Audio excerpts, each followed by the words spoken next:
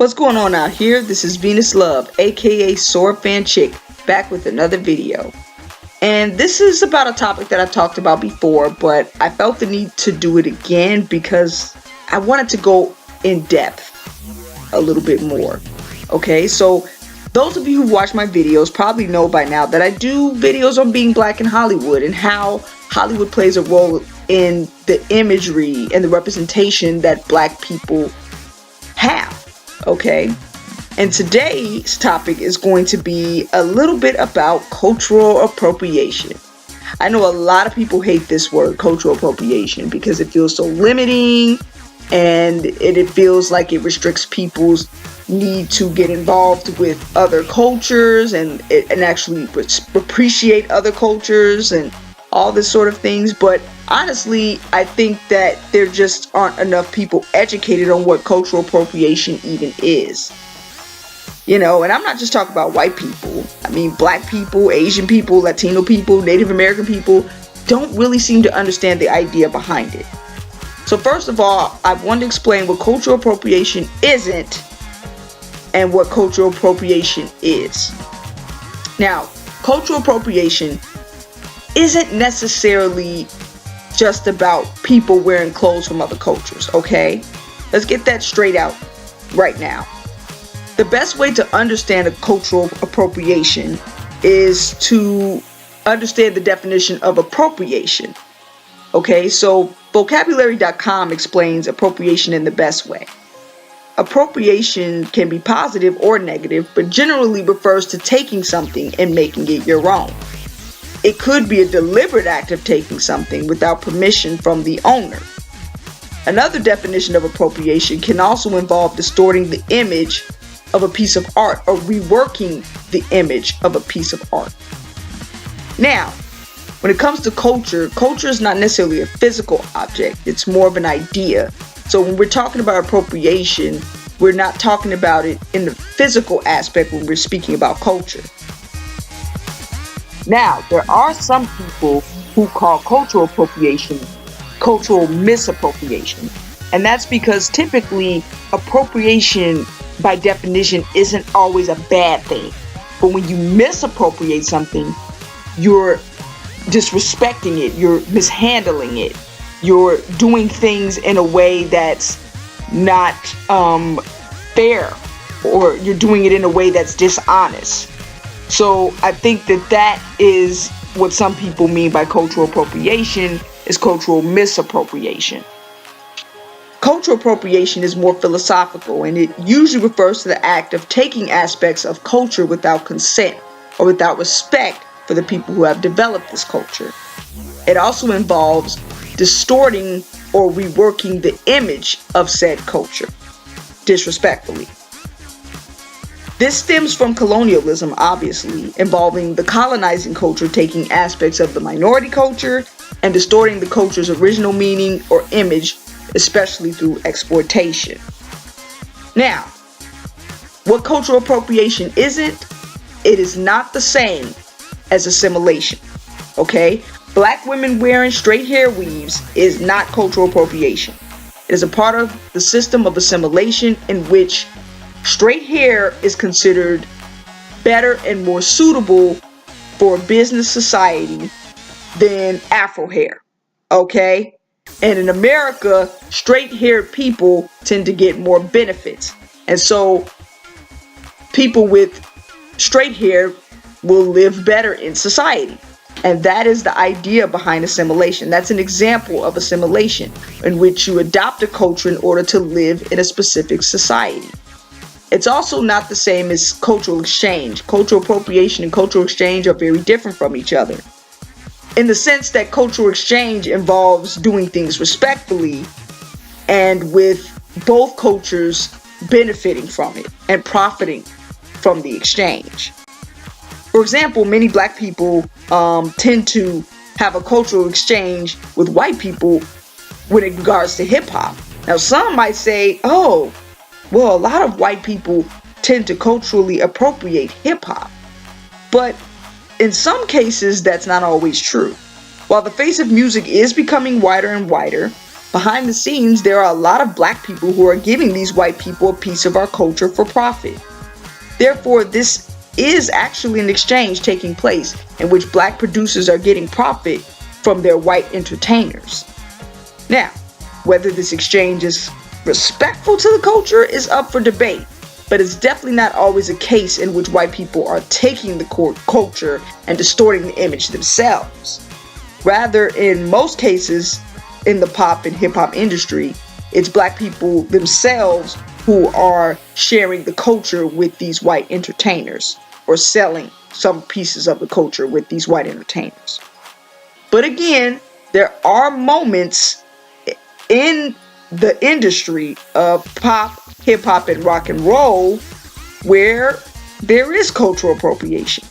And I'll give an example of one such person that has culturally appropriated black culture. And that person is Elvis Presley. Ah, yes, when we're talking about Elvis Presley, we're going back in time. Yes, Elvis is considered the king of rock and roll. And the Beatles also are credited with giving a lot to the genre of rock and roll. But you know what's interesting? Rock and roll originated in the black communities. There's a shocker there. Ironically, but not ironic, a lot of white people don't tend to know that, even to this day. A lot of white people even get angry when black people try to sing rock music because they just simply can't believe that black people originated rock music. But you want to know the reason why it's hard to see black people in the genres of rock and roll? Because the genre of rock and roll was appropriated. Yep. And it goes back to a time in which America was a very racist country. Yes. A lot of the originators from the black community, like Chuck Berry, were not given the same level of respect nor accolades. And this is because at the time, white people didn't want to hire black people on their radio shows or at their concert halls or even in their movies. There were even laws prohibiting black people from going in certain places.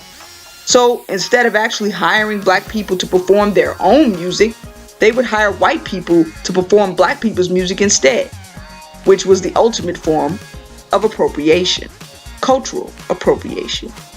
This is why to this day, a lot of songs that black people made are more known from the white entertainers than from the black ones.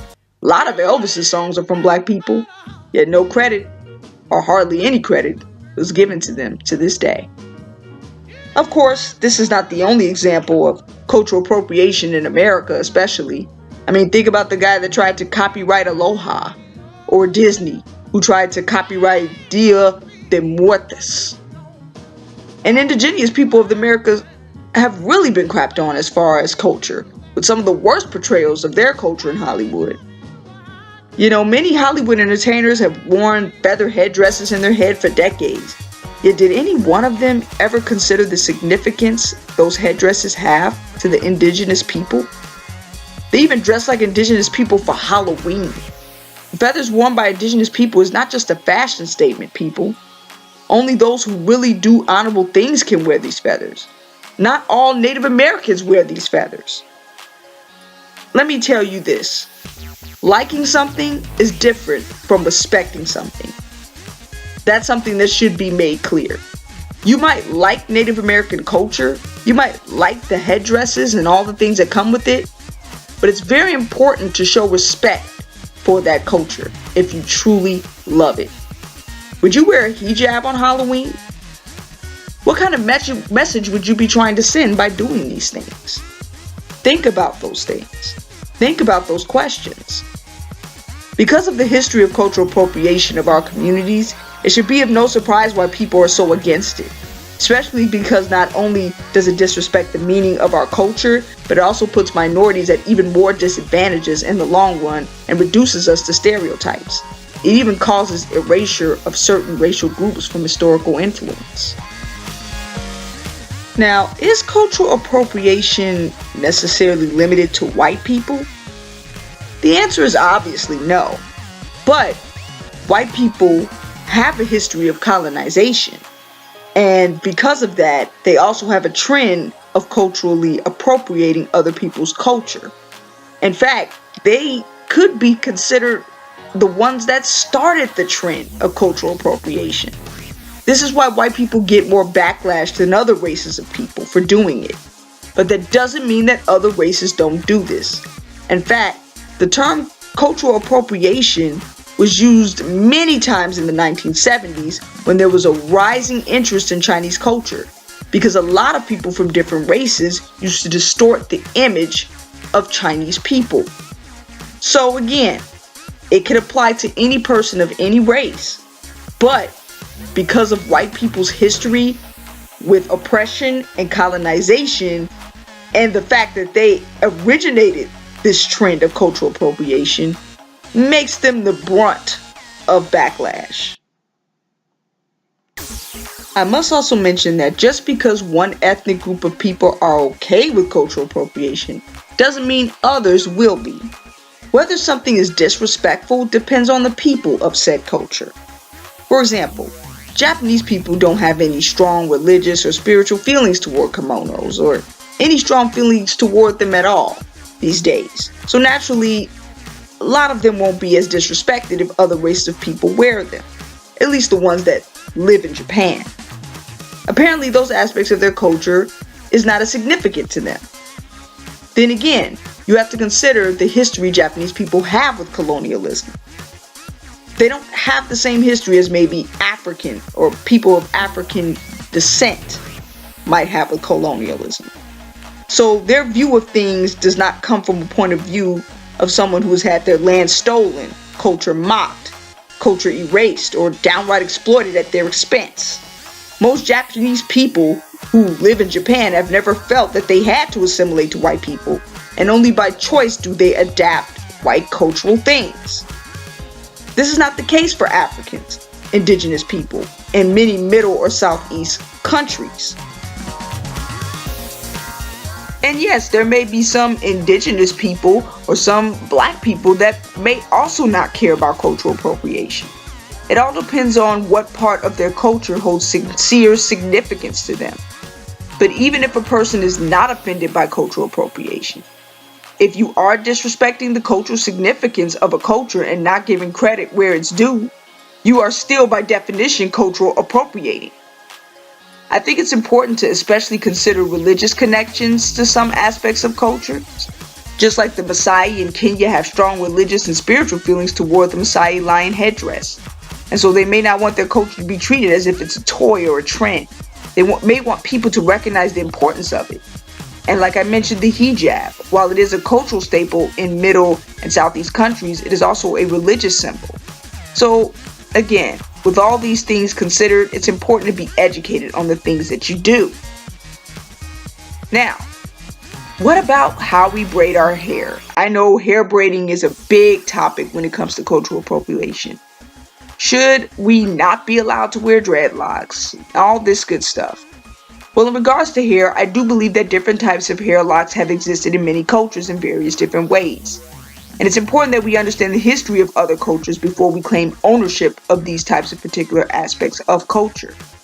For example, while African descendants are predominantly known for the dreadlocks, there are other cultures that have had similar hairstyles. Hair isn't the only thing in the world that has had variances across culture. Rap music, for example, is one of the things that has been shown to be in other countries.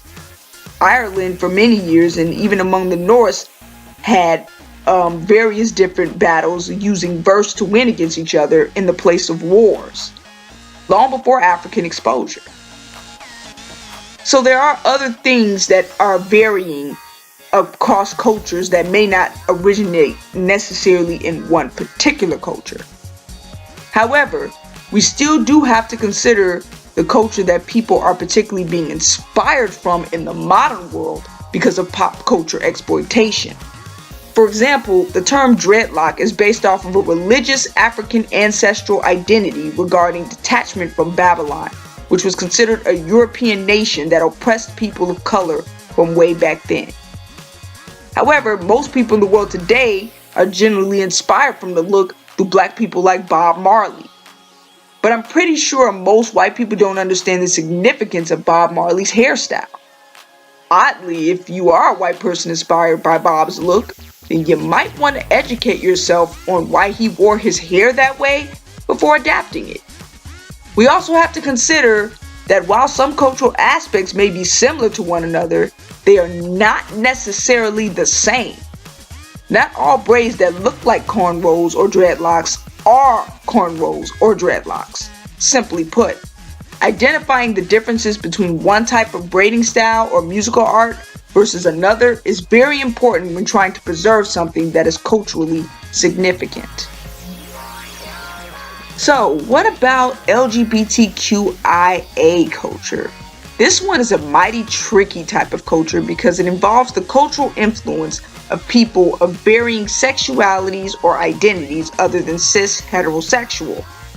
The reason why this culture is tricky, though, is due to the fact that there is no strong way of knowing whether someone is gay or trans except by their actions or internal identities. So whether a cis or heterosexual identifying person is appropriating is always up for debate. For example, a person may identify initially as straight and want to do drag in his spare time as a drag queen.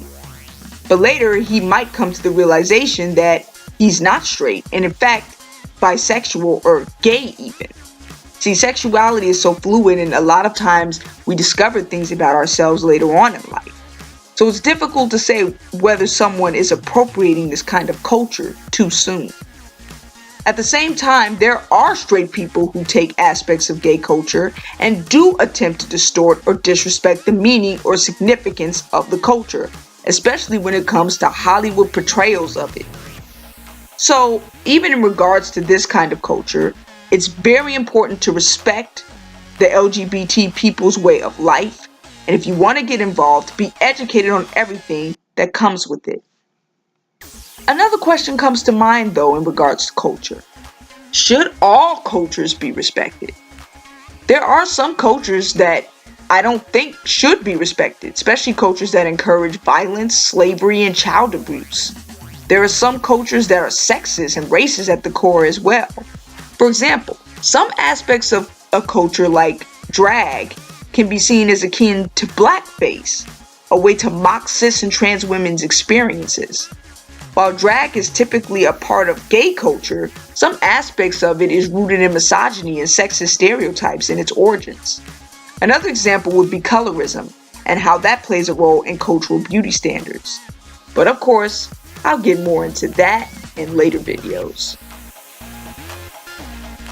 At the same time, it's no one's place to force someone to comply with another person's culture or to force someone to erase their own culture.